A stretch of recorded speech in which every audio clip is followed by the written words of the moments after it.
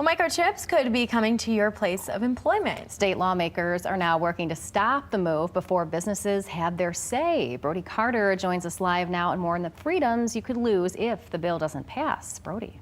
Well, House Bill 5672 was drafted to protect citizens from science fiction. That's at least what one Michigan state representative says as she's starting this conversation on microchips in the workplace. RFID microchips are nothing new. We chip our pets to identify them if they're lost or stolen. This small chip, only the size of a grain of rice, embedded underneath the skin. But as State Representative Brana Kali understands it, people are becoming the test subjects. Before COVID-19, chipping parties were the hottest story in the news. Companies in Europe and the U.S. inserting microchips into employees to open doors, store information, even buy snacks from vending machines. But in Michigan, there are no laws to protect workers from being forced to take a chip. And with no clear legislation surrounding microchips, Michigan now following states like Indiana, pushing laws to protect workers from being forced to have a chip implanted in their bodies. It's a very simple and basic and straightforward bill that prohibits employers from forcing an employee to be chipped or microchipped, as it would be called, as a condition of employment. Saying the bill is a proactive measure as technology continues to evolve. From being forced to take a chip. And it's also not expressly covered in our Constitution. So this is really an important measure to proactively prohibit such a practice from happening to our workers in our state. Michigan is not alone. Other states working on similar legislation include New Jersey and Iowa, and the bill has bipartisan support. It currently sits in Senate committee. And if you have any questions regarding what we're talking about here, please contact your state representative. Technology is advancing every day, and some companies want to take advantage of things like microchips. But a new law in effect today says employers can't force Hoosiers to get microchipped. Fox 55's Caleb Saylor is live to explain the law and why it's in place. Caleb. Yeah, I got to be honest, when I saw the list of laws that went into effect today and I saw the microchipping one, I couldn't quite understand why this was even a topic of discussion. But after speaking with one of the co-authors of the bill today, he says the law is in effect to protect your privacy. Technology can make our lives easier. Cell phones are now computers, and computers can connect us to virtually anyone in the world. Microchip technology has advanced so much that people are getting them implanted under their skin. Indiana State Representative Bob Morris was the co-author of a bill that says Indiana companies cannot require employees to get one, like some companies are allowed to do throughout the country. There are other states where employers have microchipped their employees. In the state of Indiana, that'll never happen as far as, contingency on employment. A few people I talked to thought getting a microchip is a good idea, but most people, like Adnesia Burton and Jennifer Redner, say no thanks. I feel like it's weird. I would not get a microchip inserted in me because I just feel like it's invasion of privacy. So I don't think I would. There is positives to it as far as safety, but it's also, I think, as many concerns. So until there's further knowledge on that and what that would really be used for, it would not be something that I would be safe doing. Currently, microchip technology works like radio frequency identification, or RFID, storing a small amount of information about you like your allergies or security information so you can do things like go inside your work without a key. Now, though, state law says companies cannot make current or future workers implant, inject, ingest, inhale, or otherwise incorporate a device in their body. Representative Morris says this is to protect Hoosiers from being tracked in the future. You put a chip inside of you that's a GPS monitor everywhere you go, that company could follow that. What time did you go on break? How long were you in the bathroom? How long did it take you to eat your lunch? It took you 45 minutes to load a ream of paper in the copy machine. Just imagine everything you do, they're tracking everywhere you go. Now, if your company asks you if you want to have a microchip inserted and you voluntarily say yes, there's no problem with that. However, the law does state that if for some reason there is a court order reason that the employee or the candidate needs a microchip type device, they must comply with the order. They must comply with the order. They must comply with the order. Shalom, Israel. First and foremost, I would like to give all praises, honor, and glory to Yahweh, Bahashem, Yahweh Shai, Bahashem, Rekah, Kodash. And a sincere salutations to the Tabernacle of David, you Akim, pushing this truth to the four corners of the earth, and all truth, faith, and sincerity. And also a healthy shalom to the few Aquath who are listening and learning.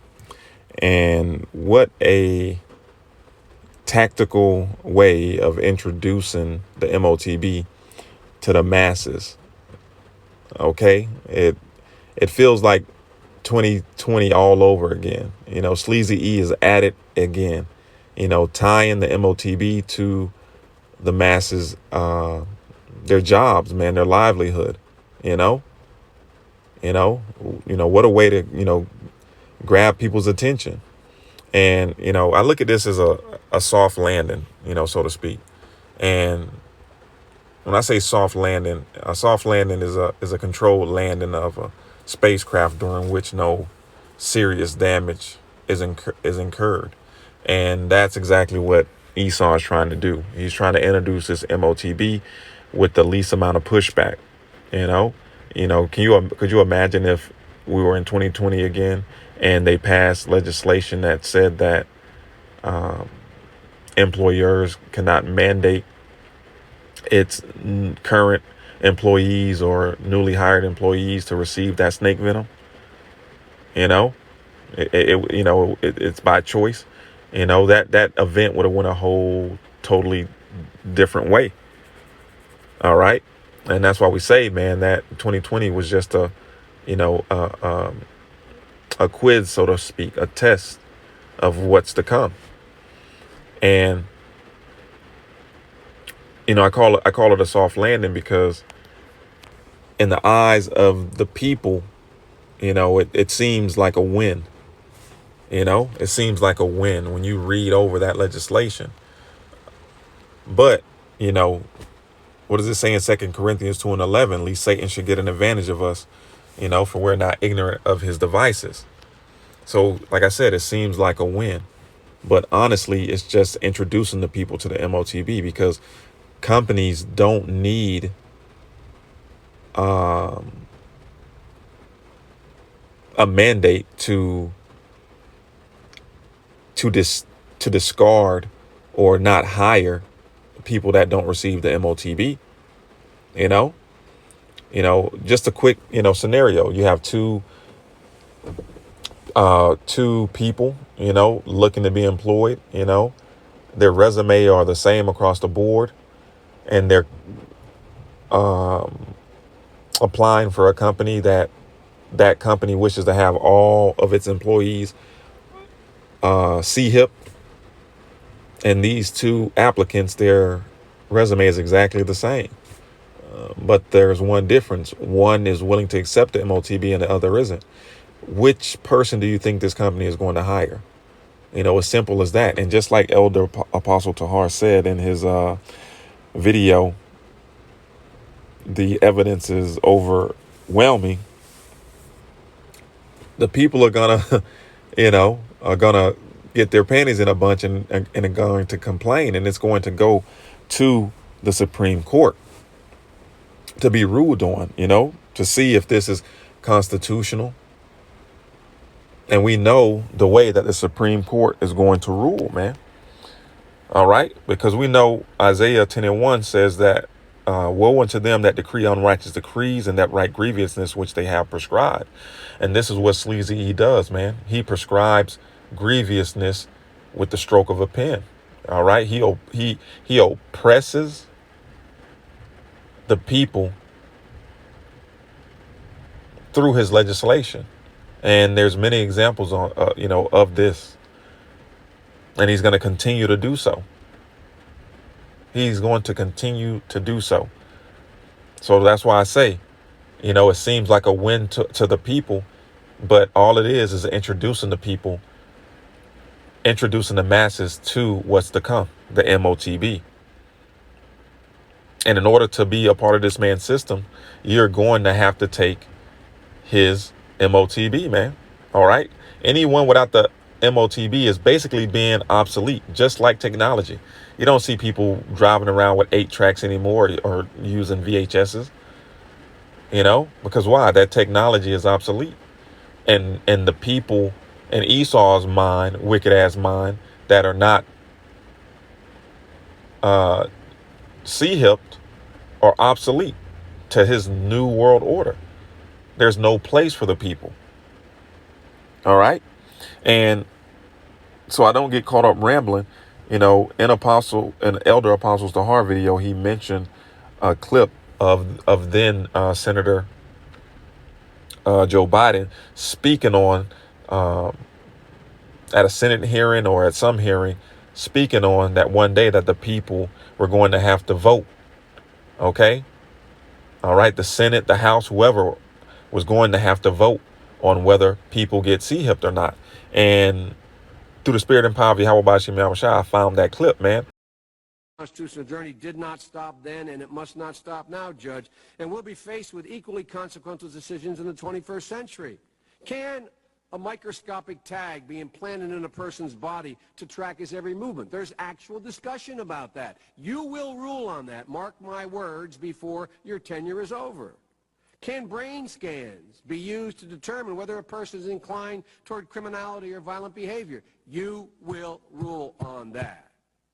And Judge, I need to know whether you will be a justice who believes that the constitutional journey must continue to speak to these consequential decisions, or that we've gone far enough in protecting against government intrusion into our autonomy, into the most personal decisions we make.